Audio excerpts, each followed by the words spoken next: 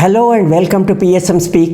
The post-independence government of India, its priority, the topmost of its priority has been agriculture. Even the state governments too have agriculture on the top of their priority list. Jawaharlal Nehru once said, anything can wait, everything can wait, but not agriculture.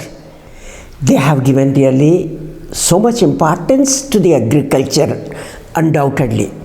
There have been many commissions, committees, studies, agricultural departments and agencies across the country. But unfortunately, still agriculture is in crisis despite so many commissions like Swaminathan Commission of 2004, which is oft quoted by the farmers organizations for their support price and all that. Even in Andhra Pradesh also, to give the example of state governments establishing commissions, Jayati Ghosh Commission is importantly referred. But still, despite all these commissions, there is need for further studies, further agencies, additional studies and commissions. Unfortunately, it suggests that these efforts haven't been adequate, haven't been so efficacious as expected.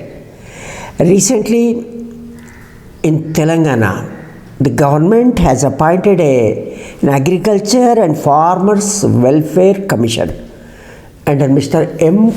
Kodanda Reddy's chairmanship. Mr. Kodanda Reddy is a person with immense knowledge in agriculture. He is a senior leader of Congress. Similar to this, after bifurcation of Andhra Pradesh into Andhra Pradesh and Telangana, the Andhra Pradesh government under Mr. Chandrababu Naidu's chief ministership appointed a commission, Inclusive and Sustainable Agricultural Development of Andhra Pradesh. His government appointed this commission under the chairmanship of Professor R. Radhakrishna. Radhakrishna Commission painstakingly studied agriculture and allied sectors in the state. I have first-hand knowledge of how that commission worked because I was a member of a subcommittee of the commission. Subcommittee on Agricultural Investment, Credit and Indebtedness. I have seen that. But after submission of this report in 2016, nothing has happened, unfortunately. I will come to this at the end. Now in Telangana, the new commission, Farmers Welfare Commission under Mr. Kodanda Reddy.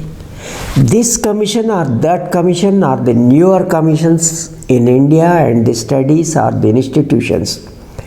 They should first address three important issues, answer three important questions. This exactly is the purpose of this video. What are these three important issues?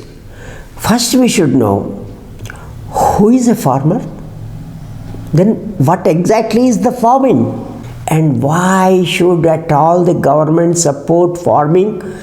So first, who is a farmer? There are 146.45 million operational holdings in this country as per 2015-16 agricultural census, and average holding is 1.08 hectares, something like 2.6 acres. What does this suggest? The holding size is small in this country. This is 2015-16 observation. But latest observation of NABARD in its report, as of 2021-22, the average size of holding has come down further to 0.74 hectares, that is 1.8 acres. This is overall. But what about the small and marginal farmers' share? Small and marginal farmers constituting the total agricultural workers, 17.62 small farmers and 68.54 marginal farmers, together 86.07%. We have to look at this figure very carefully. 86.07% are small and marginal farmers among the total agricultural workers. And this is as of 2015-16. And the current share of small and marginal farmers is 92%. This is as of 2020-21. And it has been coming down. The size is shrinking. Then who are the farmers? 92% of the total holdings are that of the small and marginal farmers. So small and marginal farmers. Who else? Tenants. There are no definite, accurate data, but still this study suggests that 35 to 40% of the farmers are tenants. Now agricultural laborers, their share way back in 1951 was 28.1%. Today the share of agricultural laborers in total agricultural workers 54.9%. From, I repeat, 28.1% to in 1951 to 54.9% by 2011. That is the increase level. Whereas cultivators, those who own the land, in 1951 their share was 71.9%. That has come down to 45.1% by 2011. So the cultivator share in total agriculture has come down to 45.1% from 71.9%. Less than 50% of the agricultural workers, the cultivator share 45.1%. So this commission should look at why this is happening. Are the cultivators losing their land and joining the ranks of the agricultural laborers? That is one issue. But our first question, who is a farmer? Small farmer, because the share, small and marginal farmers, agricultural laborers, tenant farmers, these are the actual farmers. Then the second question, what is farming? As you know, the agriculture and allied sector contributes to the gross domestic product. 2023-24, it was 17.4%. And a year before, it was 18.2%. This is the agriculture and allied sector share to the national income. Does it mean it is only crops? The share of crops in this 18.2% of 2022-23 was 10.1%, 55.5%. Remaining is coming from livestock, fishing, forestry. Livestock 5.5%, fishing 1.3%, forestry 1.3%. This suggests that farming means not only crop, which is only 55.5% as per these figures. Remaining are dairy, poultry, piggery, fisheries, apiaries, so many things which are allied to agriculture. They are also important. Not only cropping. Cropping is very important, all right, but there are other subsectors which are important. Why? The farmer's income, household income, 2019 NSS, it says 10,695 rupees. Of this, Crops contribute 5,298 rupees. Remaining is coming from all the sectors which we call allied, plus working as a laborer on others' farms. So this is farming. Then the third question, why should at all the government support farming when the idea of liberalism is governmental withdrawal and leaving the economy to the market forces?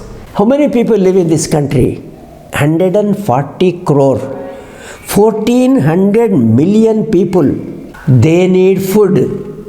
To ensure food security, the government should support agriculture. That is one reason. There is another reason. 45.76% of workforce is in agriculture. Agriculture provides employment to 50% of the workforce in the country. So for employment security, I repeat, for two reasons, food security and employment security, the government needs to support. If food is not produced domestically, who will supply food to 1400 million people? In 2023-24, the food production in India 338.29 million tons. And I am not going to those details like the per capita availability and all that. In certain areas, Indian agriculture is self-sufficient, but there are areas like pulses, oil seeds, import dependent. Leave this aside. As for Food and Agricultural Organization's data, 2024, the world cereal production was 2,824 million tons. It had below the earlier forecast. And more importantly, whatever food is produced in a given year is consumed same year.